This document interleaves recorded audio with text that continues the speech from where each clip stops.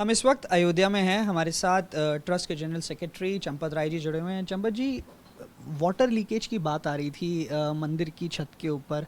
क्या उसके तथ्य हैं? मंदिर पत्थरों का है और उत्तर भारत में किसी ने पत्थरों की रचना देखी नहीं है। और जितना विशाल लंबाई, चौड़ाई और ऊंचाई में ये 3 मंजिला मंदिर बन रहा है, इसका भी अनुभव उत्तर भारत में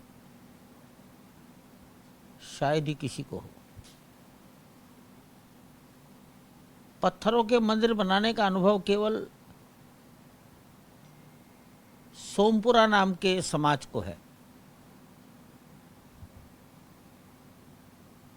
और राजस्थान के लोगों को है। अन्यथा सब जगह कंक्रीट के मंदिर बनते हैं।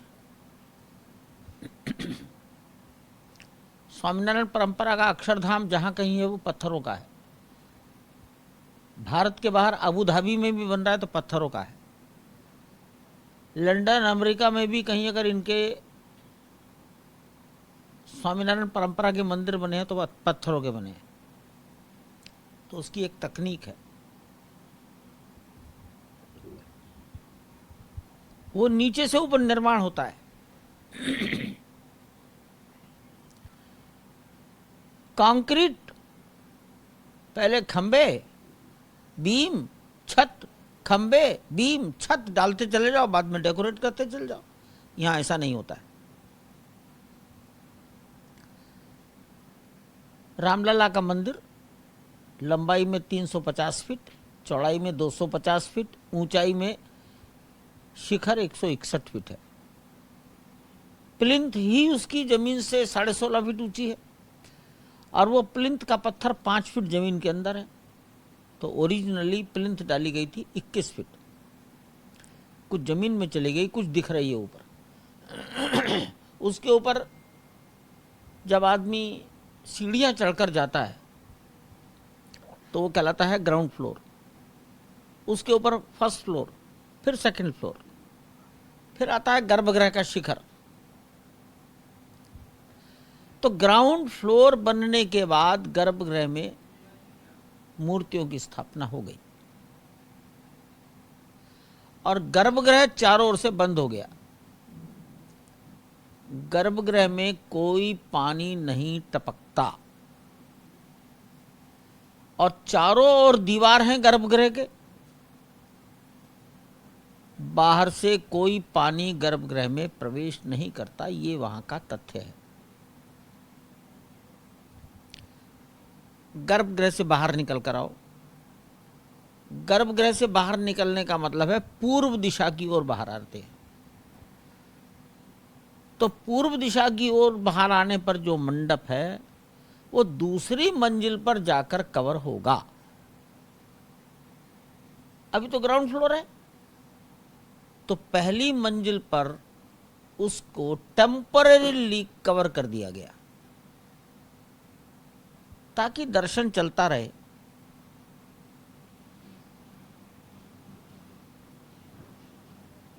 जब तक दूसरी मंजिल पूरी नहीं बनेगी, तब तक गुंबद दूसरी मंजिल का नहीं बनेगा, तो वो पूरी तरह से लॉक ही नहीं होगा। तब तक तो प्रतीक्षा करनी पड़ेगी।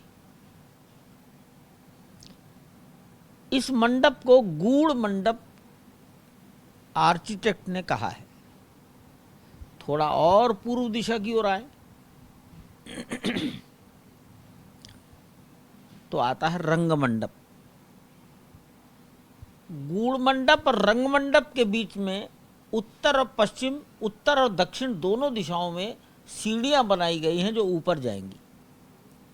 सीढ़ियां तो बन गई, ऊपर तो कवर तब होगा जब पूरी ऊंचाई उसको मिल जाएगी। वो होगा सेकंड फ्लोर पर। तो पानी सीढ़ियों से तो आएगा ही, अस्थायी ढकने के बाद भी आएगा और वो अंदर ही आएगा। तो पत्थरों का निर्माण कार्य, पत्थरों को जोड़ने का कार्य और मौसम का प्रभाव और दर्शन, ये सब साथ साथ ही चलेंगे। पत्थरों में एक वाटर प्रूफिंग होती है। वाटर प्रूफिंग तभी होगी जब वहां काम कंप्लीट हो जाएगा। आप उसे वाटर प्रूफिंग कहिए, उसे आप लेमिनेशन कह दीजिए। बिजली की व्यवस्था, तो बिजली के तार ऊपर से नीचे आएंगे। अब पत्थर लग जाने के बाद कैसे आएंगे? तो उसी के अंदर छेद करके पाइप डाल दिए जा रहे हैं। जब मंदिर पूरा हो जाएगा तो ऊपर जंक्शन बॉक्स और तार, तब वो उन पाइप से नीचे आएंगे। अगर हम पाइप नहीं डालते तो बाद में क्या करेंगे? पत्थर तोड़ा नहीं जाता है। पत्थरों का कार्य यहां कभी हुआ ही नहीं उत्तर भारत में, और इतना विशाल नहीं हुआ, और वो भी मंदिर का नहीं हुआ। तो छोटी मोटी बात देखकर मन का विचलित हो जाना, ये जानकारी के अभाव का द्योतक है। चंपत जी, एक बिट और है। जहां जहां शिखर कंप्लीट हो गए, वहां कोई पानी ऊपर से नहीं आया। आखिर लार्सन टुब्रो जैसी कंपनी, लार्सन टुब्रो से तो ज़्यादा अच्छी देश में कोई ख्यातिनाम कंपनी है नहीं। और टाटा की टीसीई वो इस सलाहकार है। मैं तो ये भी कह सकता हूं कि टाटा लार्सन टुब्रो में भी कोई इंजीनियर ऐसा नहीं है जिसने पत्थरों का इतना बड़ा असेंबलिंग इससे पहले कभी किया हो। पत्थरों की टाइल लगाई होंगी, क्लेडिंग, पत्थरों की रचना नहीं की। अब वो सीख रहे हैं, इसको सीख गए। लेकिन चंद्रकांत भाई सोमपुरा का परिवार, जिसकी 12-15 पीढ़ियां केवल पत्थरों का मंदिर बनाने की है, उनसे ज़्यादा योग्य देश में कोई नहीं है। सोमपुरा परिवार सैकड़ों होंगे, लेकिन सर्वोत्तम सर्वाधिक परंपरावादी परिवार वही है। हो सकता है उनसे 1000 गुना अधिक धनवान सोमपुरा होंगे, लेकिन उनकी 12, 13, 14 पीढ़ियों की परंपरा किसी की नहीं है। परंपरा इसी परिवार की है। जिस परिवार का मैं नाम ले रहा हूं, चंद्रकांत भाई सोमपुरा, उसी परिवार के पूर्वजों ने सोमनाथ बनाया है। जब सोमनाथ बनाया तब दूसरा कोई सोमपुरा था ही नहीं।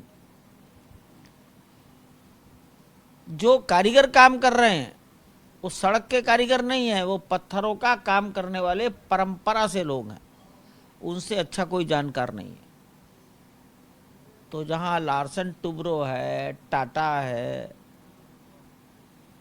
सोमपुरा परिवार है, चंद्रकांत भाई सोमपुरा, उनका लड़के आते ही रहते हैं हर 15 दिन। सारे उनके सुपरवाइजर यहाँ काम कर रहे हैं।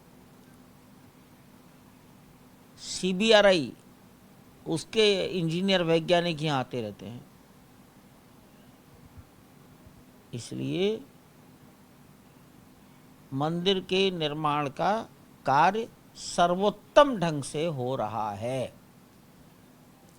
जो एजेंसियां काम कर रही हैं, इनसे ज़्यादा योग्य, विश्वसनीय, देश में जिनकी प्रतिष्ठा है, दूसरी एजेंसी नहीं है।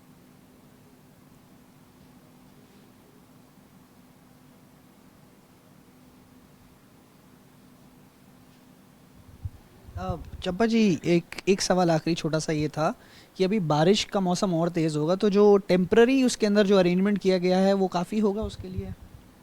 दूसरा कोई विकल्प नहीं है। और इंजीनियर्स ये कोशिश करेंगे वर्षा का दुष्परिणाम कम कैसे किया जाए। शून्य कुछ नहीं होता है दुनिया में,